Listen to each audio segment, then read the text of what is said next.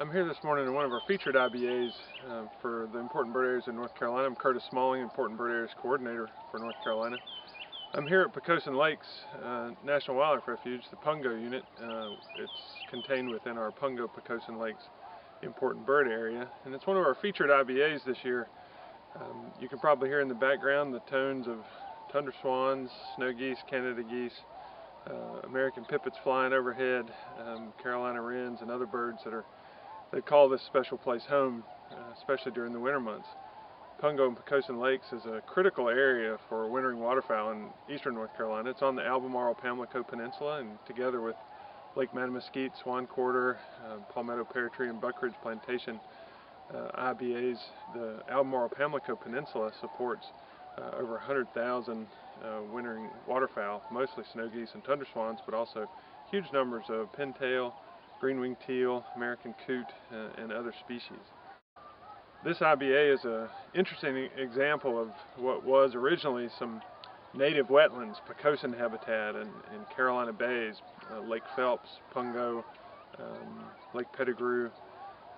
A number of these traditional and historic wetlands are then enhanced by managed impoundments, food plots, and other things to make this area such an important wintering site for waterfowl. We usually think of these refuges as really important for waterfowl, and they are, but they also support a huge number of landbirds, both resident and migrant landbirds.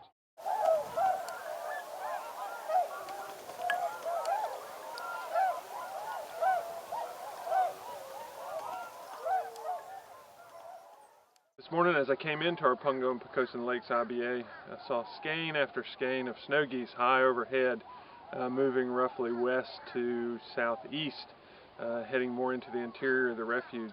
There's a lot of daily movements with the waterfowl here in these IBAs on the Albemarle-Pamlico Peninsula, with a number of birds roosting on the open water during the night and then traveling out to the fields to forage during the day.